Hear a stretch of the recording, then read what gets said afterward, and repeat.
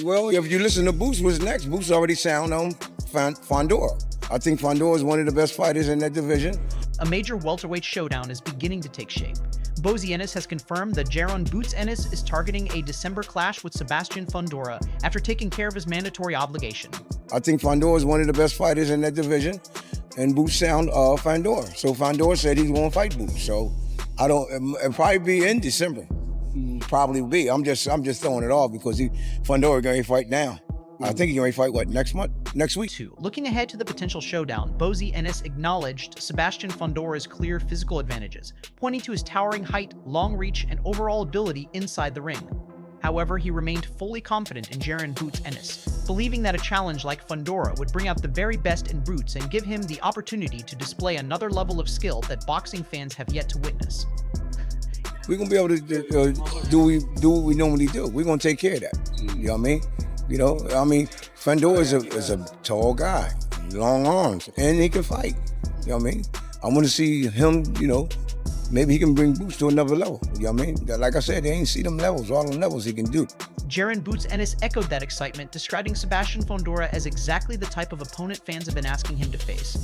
As a world champion with an enormous frame and an unorthodox style, Fundora presents a unique challenge, and Boots believes the matchup would give boxing fans the perfect opportunity to see how he performs against one of the division's most unusual and dangerous fighters. I feel like Fundora a big fight because he got a belt and he's 6'5" or 6'6" or something like that. That's something that everybody gonna want to go see that. Like, they want to see how I match up against that. 4. Robert Garcia, however, viewed the potential matchup from a different perspective, seeing Sebastian Fundora as a difficult stylistic challenge for Jaron Boots Ennis. He argued that Fundora's awkward style, unusual size, and continued improvement could create serious problems, even giving the champion a slight edge because of the way their fighting styles match up inside the ring. Against Fundora, man, I think it's tough, man. Fundora has a style that's not going to make you look good. I would say I favor Fundora on that one, man. It's a fight that's not going to be easy for Boots because styles make fights, and Fundora lately, since he became champion, he's getting better and better and better. Ain't nothing stopping Fundora right now. Expanding on that view, Robert Garcia explained that the type of opponent most likely to trouble Sebastian Fundora is a relentless pressure fighter who consistently attacks the body and forces him into uncomfortable exchanges. However, Garcia does not see Jaron Boots Ennis as that kind of fighter, instead highlighting Boots' speed, footwork, and technical boxing style. Because of that stylistic difference, Garcia leaned toward Fundora and questioned whether the matchup would be the ideal next step for Ennis.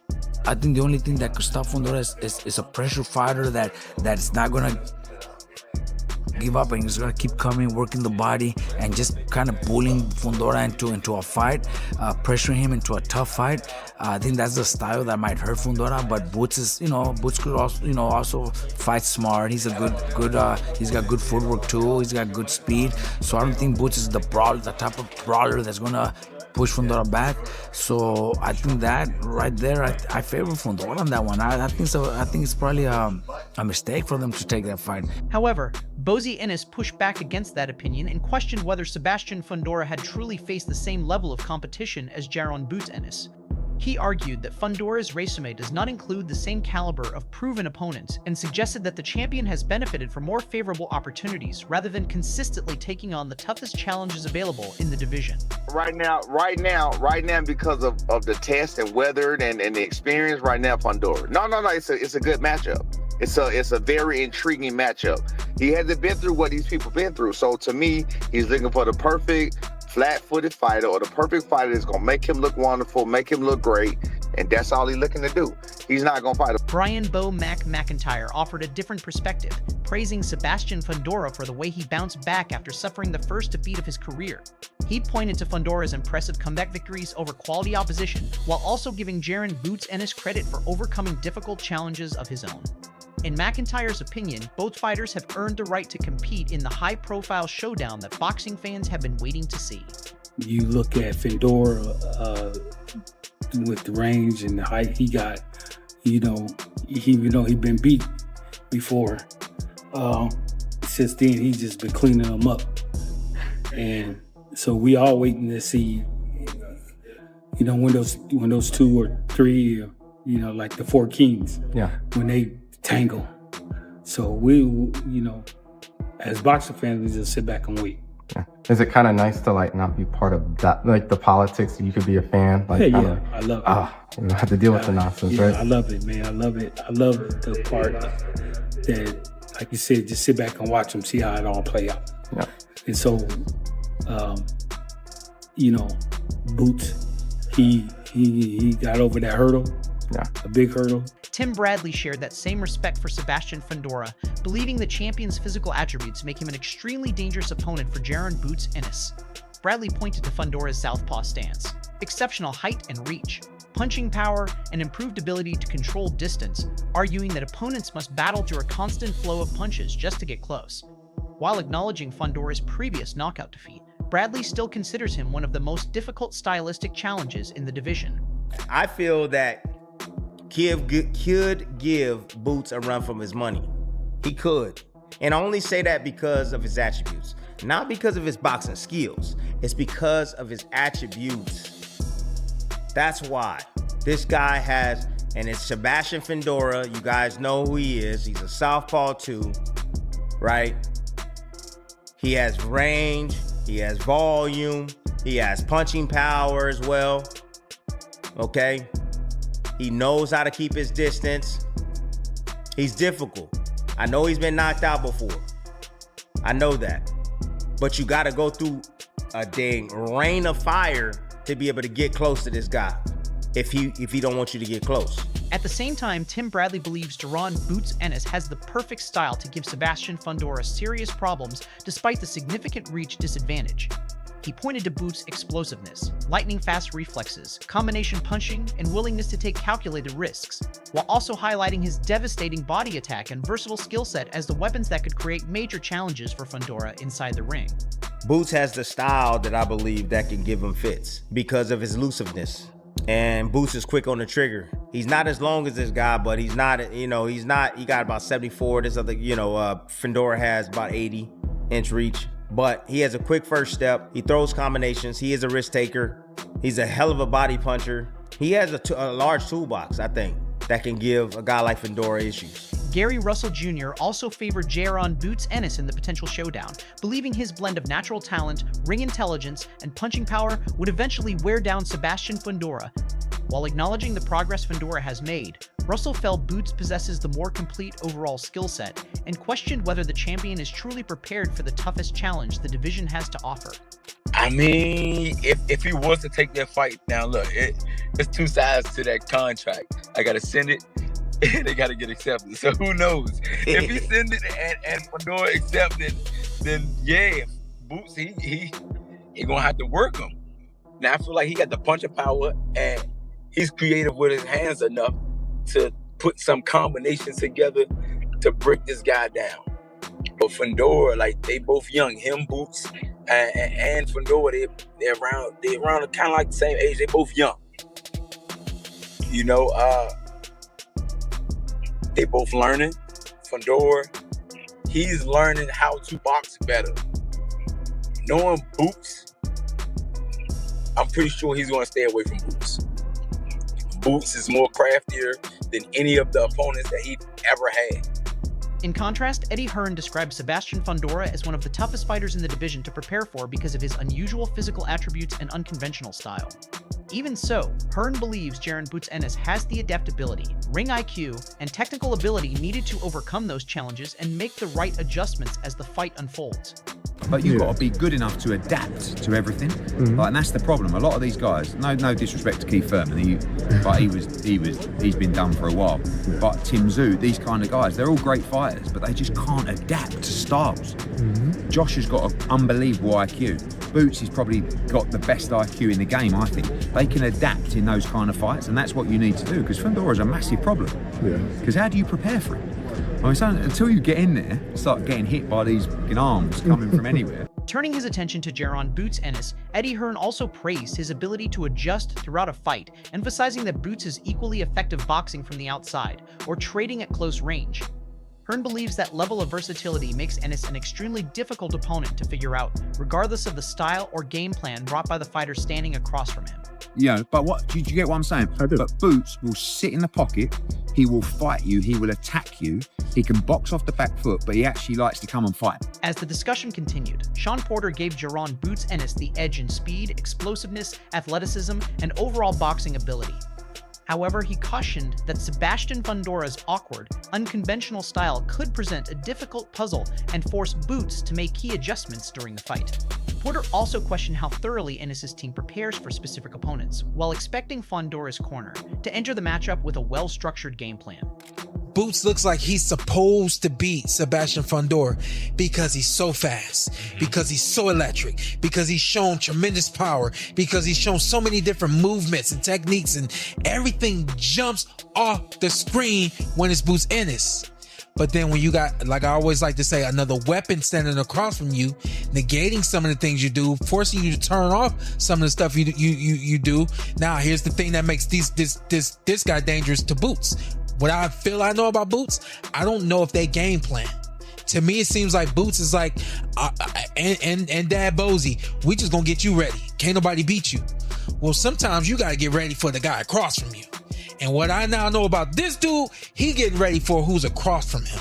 And that's why I'm breathing like that, because I know without a shadow of a doubt, he's going to be ready. He's going to have the right weapons, and he's going to be calling on the right weapons all night long. I have no doubt about that from this dude right here. Agreeing with Sean Porter, Paulie Malignaggi describes Sebastian Fundora as one of the most unique and difficult opponents in boxing because of his extraordinary height, long reach, and punching power.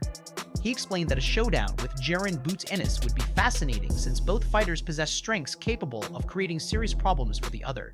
Malignaggi also praised Fundora's recent development, saying he has become more disciplined, more defensively responsible, and much harder to hit, while still maintaining the dangerous qualities that have always made him such a challenging opponent. I'm talking about seriously, from a boxing perspective, Ennis and Fundora. Listen, Fundora's an awkward fight for anybody because of the height and the power that he's got at that weight, but really, to break it down, it would be interesting, and it's a really weird, strange fight to try to figure out who has the advantage there. You know, because Ennis is streaking, but Fundora also seems like he's getting better and more difficult to deal with as well. He's been through a little bit more too, like knocked out. Yeah, has he been knocked down, all that other stuff? And yes, a lot of blowhards will talk about that. Oh, this guy dropped him, this guy hurt him. But I think Fundora's actually gotten a lot better. I think Fundora, the last couple of fights, has really looked a lot better. He's less hittable, fighting in a more cerebral way. He's eliminated some of the flaws in his style while keeping some of the strengths, you know, like keeping the strength. So for me, it's made him an even more difficult guy to deal with. And he was a difficult guy to deal with even with the flaws. But now that you have these improvements in Fundora's game and Fundora's style, I think he becomes even more difficult to deal with. Expanding on that opinion, Paulie Malignaggi argued that Sebastian Fundora has developed into a far more complete fighter over the years. He highlighted Fundora's improved footwork, better control of distance, and smarter ring IQ, while emphasizing that he still possesses the toughness, physical strength, and awkward style that have always made him one of the most difficult matchups in the division. The pre-adjustment Fundora's made a lot of adjustments to his style, so he's getting better. Fundora's getting better, and Fundora's becoming more and more difficult to deal with. He's understanding how to adjust his distance, and a guy who knows how to measure his distance as a 6'5", 6'6", a junior middleweight is very, very tough. This Fundora is a bit more difficult to get to because he knows how to take the half steps back, push out, slide in and slide out, and make you pay. And he can still punch, and he's still resistant. Keeping those physical advantages in mind, Gary Russell Jr. stressed that Jaron Boots Ennis will need a disciplined and well-calculated game plan to overcome Sebastian Fundora's unique physical attributes. He explained that Fundora's exceptional height and long reach present a completely different challenge than a typical opponent. Russell believes Boots must consistently apply pressure, close the distance, use intelligent footwork, and blend his offense with solid defense to maximize his strengths and perform at his very best. Boots, he really have to go chase his man down. It's always like they either the same height, the styles make it where as though they just like in the center pocket, middle of the ring, and they just going like skill for skill. You know what I mean? With this 7'8" tall guy, he like 7'8". He's not about to stand there. He might, you know, but Boots is really going to have to show a different side of his ability. He's going to have to walk forward. He's going to have to move his head a lot more, not just be defensive discipline, but he's going to have to work in between. He's going to have to be defensive and offensively equally as good. You know what I mean? He's going to work it together simultaneously. Sean Zittel took the analysis a step further, arguing that Sebastian Fundora has become much more effective at making the most of his height and reach, turning them into even greater weapons inside the ring. He explained that because Fundora does not rely on natural head movement, his defense is built around controlling distance, selecting his punches more wisely, and maintaining a high work rate. Zittel also pointed to noticeable defensive improvements, saying Fundora has become more patient and is now more willing to take a step back and reset instead of constantly pushing forward. He's getting better at using that height. He's gotten a lot better at doing it. It's making him harder to beat. But the downside of his frame is his waist is not flexible, and thus there's going to be really no head movement from Sebastian Fundora. His defense is his offense, and his defense, what makes him harder to hit, is using the most of his distance and of his height and having a good sense of distance, when not to force the uppercut, which he doesn't do anymore really, when to, you know, the right punch at the right distance, and the volume of punches is his defense.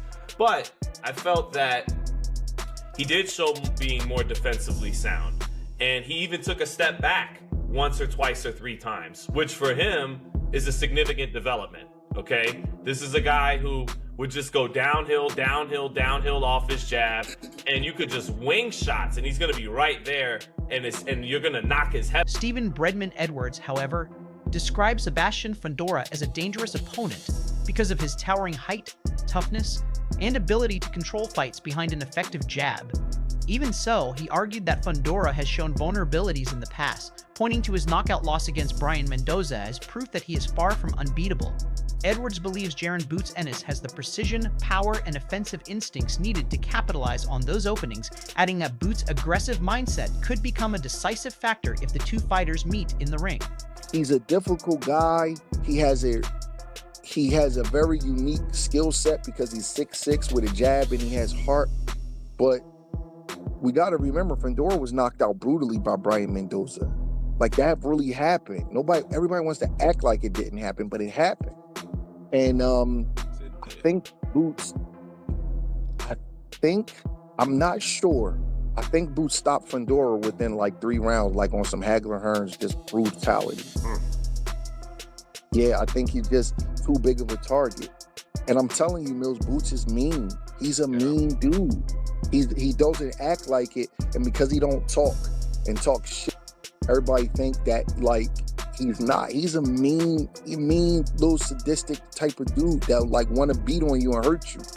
And I think you got to be like that with Fundora because you can't play with him. Taking that opinion a step further, Bredman Edwards argued that Jaron Boots Ennis has the tools to stop Sebastian Fundora early in the fight. He explained that Fundora's towering frame and limited head movement could create openings for a sharp, accurate puncher like Boots to exploit, while acknowledging that Fundora has improved his use of the jab and become more effective at controlling distance. Bredman still believes those defensive flaws could be exposed by Ennis's speed, precision, and dynamic offensive skill set.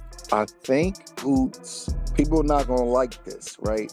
I think Boots could get Fundora out there early because I think that stylistically, Fundora is too big of a target. And you give a sharpshooter like that a big target, he's going to be able to hit him anywhere. He's not going to be able to miss him. Boots throws real good looping shots. Fundora's using his jab more and he's using the distance more, but he still can't move his head. Nobody 6'6" can move their head.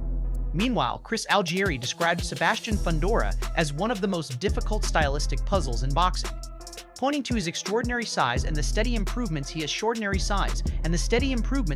in recent performances. He praised Fundora for becoming more disciplined, using his jab more effectively and cutting down on the defensive mistakes that once made him vulnerable. At the same time, Algieri acknowledged Jaron Boots Ennis' tremendous talent, believing he has the ability to beat anyone when he performs at his best, which is exactly what makes this potential matchup so compelling. Fundora is such a difficult puzzle. He's so long and he's getting better. He's improving. He's improving. He's learning how to use his size. He's using his jab. He's being more disciplined. He's not taking risks like he used to. Talk about a guy who used to allow people to hit him and then has figured out that you shouldn't do that at the highest level in that Brian Mendoza fight. But since then, he's been very, very good. So, yeah, I can understand why people would see him as the final guy because, again, with those physical advantages and the way that he's getting better, very, very difficult to deal with. And Jaron, with the level of talent he has, he can beat anybody on any given night. So, yeah, it's a really interesting... That wraps up today's breakdown. Who do you think comes out on top if Jaron Boots Ennis and Sebastian Fundora finally step into the ring together? Can Boots overcome Fundora's size, reach, and awkward style, or will the champion prove to be too much to handle? Share your prediction in the comments below, and don't forget to like, subscribe, and turn on notifications for more boxing news, fight analysis, and the latest updates. Thanks for watching, and we'll see you in the next one.